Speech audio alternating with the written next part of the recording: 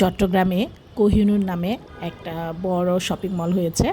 তো যাব করে যাওয়া হচ্ছিল না। তো অনেক দিন ধরেই ভাবছিলাম যে এই শপিং মলটা একটু ঘুরবো। আর যেহেতু নতুন হয়েছে সবার মধ্যেই একটা আকর্ষণ বোধ কাজ করছে যে কি আছে এখানে। তো আমরা রোজার মাস যেহেতু আমরা ভেবেছিলাম যে এখানে যাই একটু ঘোরাঘুরি করি, আর একটু শপিংয়েরও দরকার ছিল। তো শপিং আর করা হয়নি, আমার কিছু পছন্দও হয়নি আর আমার ভালোও লাগছিল না। আর আমরা শুধু যেটা করেছি সেটা হচ্ছে ইফতার করেছিলাম। তো ইফতারের আগে প্রায় 1-1.5 ঘন্টা আগে আমরা ওখানে যাই, কারণ আমাদের একটু শপিং করার ইচ্ছা ছিল যদিও, কিন্তু আমরা আর সেটা করিনি। তো প্রথমে যেটা দেখেছি সেটা হচ্ছে একদম গ্রাউন্ড ফ্লোর থেকে 4 তলা পর্যন্ত, সেটা হচ্ছে প্রথম 2 তলা হচ্ছে ব্র্যান্ড শোরুম, বিভিন্ন ব্র্যান্ডের দোকান, যেমন ইয়েলো, রিভ, তারপর হচ্ছে ভোগ, তারপর হচ্ছে ভার্টিগো, অনেক ধরনের যেগুলো বাংলাদেশে অনেক ফেমাস যেগুলো ব্র্যান্ড আছে সেই ব্র্যান্ড শোরুমগুলো।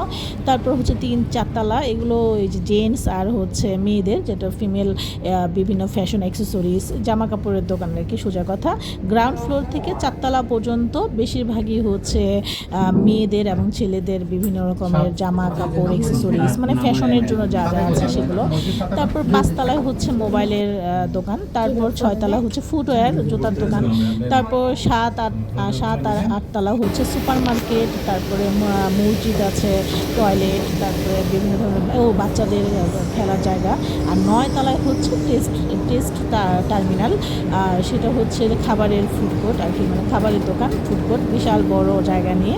যেটা আমরা ঢাকার যে বসুন্ধরা সিটি আছে, বসুন্ধরা সিটিতে আমরা উপরে সবচেয়ে যে টপ ফ্লোরে গিয়ে আমরা খাওয়া দাওয়া করি, ঠিক ওই রকমই একটা ফুডকোর্ট। এখানে বেশ অনেকখানি জায়গা জুড়ে খুব সুন্দর সুন্দর অনেক খাবারের দোকান আছে। তো আমরা অনেকটা জায়গা ঘুরলাম, ঘোরাঘুরি করতে ভালোই লাগছিল। আর যেহেতু আমি প্রথম যে গ্রাউন্ড ফ্লোর 3 তলা 4 তলা এগুলো ঘুরেছি, প্রচুর দাম, আর দামের সাথে যে প্রোডাক্টের যে কোয়ালিটি, সেই কোয়ালিটির সাথে ম্যাচ করে যে দামের যে একটা মিস ম্যাচ, সেটা আমার ভালো লাগেনি। তো এরকম ঘোরাঘুরি করতে করতে আমাদের ইফতারের সময় হয়ে গিয়েছিল। তো আমরা ভাবলাম যে খামাখা সময় নষ্ট না করে বরং আমরা ফুডকোর্টে চলে যাই, আর ওখানে খাবার দাবার খেয়ে তারপরে হচ্ছে যে আমরা চেষ্টা করব যে বাইরে শপিং করতে, যদি করে থাকি। তো লাস্ট অফ অল আমাদের সেটা করা হয় নাই। তো আমরা ফুডকোর্টের একটা সুন্দর জায়গা খুঁজে আমি বসি, আর আমার হাজব্যান্ড হচ্ছে ইফতার কোথায় পাওয়া যায় সেটা খোঁজাখুঁজি করছিল, কারণ ওখানে যে খাবারের দোকানগুলো আছে বেশিরভাগই হচ্ছে চাইনিজ, তারপরে সালাদের দোকান, তারপরে হচ্ছে বিভিন্ন জাপানিজ ফুড, কোরিয়ান ফুড, এই টাইপের একটু ফরেন ভাইব আছে আর কি। তো আমি যেই জায়গাটায় বসেছি এই জায়গা থেকে বাইরের একটা ভিউ দেখতে খুবই সুন্দর লাগছিল। বাইরের একটা ভিউ ছিল জানালার পাশে, আর এখান থেকে বাতাস আসছিল, আর আমি মোবাইল হাতে নিয়ে ভিডিও করছিলাম, আর আমার হাতে মোবাইল ছিল, আমি কি করেছি আমি নিজেও জানি না। তো যে কারণে একটু কাঁপনীয় লাগছিল। আর হচ্ছে আশেপাশে যেহেতু মানুষ আছে, সবার চেহারা তো আর ভিডিওর মধ্যে নেওয়া উচিত না। তো খুব সুন্দর একটা জায়গা, যেই জায়গাটা আমরা বসতে পেরেছিলাম, এই জায়গাটা বাইরে থেকে আমরা যেই জায়গায় বসে খাচ্ছিলাম এই জায়গা থেকে বাইরের ভিউটা দেখে ভীষণ ভালো লাগছিলো। তো এর মধ্যে আমার হাজব্যান্ড বেশ কয়েকটা জায়গা ঘোরার পর আমাকে বললো যে ইফতার পেয়েছি, চলো আমরা যেটা ইফতার খেয়ে অভ্যস্ত, আমরা ইফতারটা খাই, কারণ আমরা আবার যখন বাসায় যাব ওখানে হচ্ছে আমাদের বাবুর্চি আবার রাতের ডিনার আমাদের জন্য রেডি করে রেখেছে। তো উনি আবার খাবার দিয়ে যাবে। তো পরে ভাবলাম কি খাওয়া যায় যেটা একটু আমাদের জন্য হেলদি হবে, যেহেতু আমরা দুজনেই রোজা। তো 2টা হচ্ছে ইফতার প্ল্যাটার নেওয়া হলো। এই প্ল্যাটারগুলো আমি মনে করি যথেষ্ট রিজনেবল, কারণ প্ল্যাটারে অনেক ধরনের খাবার দাবার ছিল। সেগুলো হচ্ছে 350 টাকা থেকে, 350 টাকা ছিল, 350 করে 2টা প্ল্যাটার ছিল হচ্ছে 700। তো 700 হিসেবে আমি মনে করি যথেষ্ট পরিমাণে খাবার দাবার ছিল। এখানে যা যা ছিল, অন্থন ছিল, জিলাপি ছিল, পেঁয়াজও ছিল, বেগুনি ছিল, তারপরে তরমুজ ছিল, তারপরে গাজর, শসা, তারপরে একটা চিকেন ফ্রাই, ছোলা, খেজুর, তারপরে ছোট একটা বাটির মধ্যে হচ্ছে, ছোট একটা কাপের মধ্যে হচ্ছে ফিরনি ছিল, পায়েস। আর এই যে ছোট 2টা প্যাকেটে আবার ওরা শুকনো মুড়িয়ে দিয়েছে আমাদেরকে।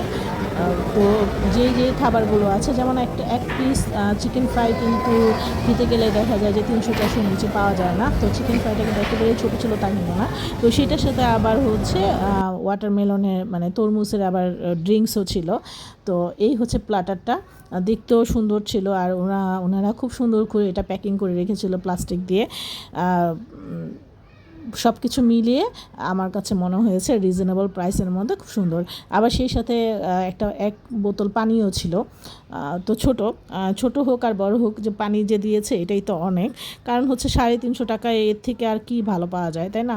তো আমাদের এর মধ্যে হচ্ছে আমরা ইফতার নিয়ে আমি একটু আল্লাহর নাম নিচ্ছিলাম, আর আমার হাজব্যান্ড হচ্ছে আশেপাশে ঘোরাঘুরি করে ও হঠাৎ আবার বলল যে যেহেতু এখন সময় আছে আমরা একটা সালাদ নিতে পারি। তো এর মধ্যে আমার হাজব্যান্ড গেল সালাদ স্টেশনে। তো সেখানে প্রচুর ভিড় ছিল। আমি দেখলাম যে বাংলাদেশের মানুষ এত সালাদ খায়, আমার আসলে জানা ছিল না। তো ও যেহেতু সালাদ নিতে গিয়েছে, আমি এই ফাঁকে বাইরের দিকে তাকাচ্ছিলাম, আর বাইরের ভিউটা দেখতে আমার ভীষণ ভালো লাগছিল। আর এই জায়গা দিয়ে অনেক বাতাস আসছিল, মানে এত সুন্দর বাতাসের যে স্পর্শ, এটা পেতে এত ভালো লাগছিল। যদিও একটু শীত শীত ভাইব ছিল, আবার বাইরে কিন্তু গরমও ছিল। তো গরম থাকার কারণে আমি হচ্ছে শীতের কোনো জামা কাপড় নিইনি, কিন্তু যখন আমরা কোহিনুরে পৌঁছাই তখন দেখা যায় যে আমাদের একটু শীত লাগছিল, যেহেতু ওদের ওখানে এসির ব্যবস্থা ছিল।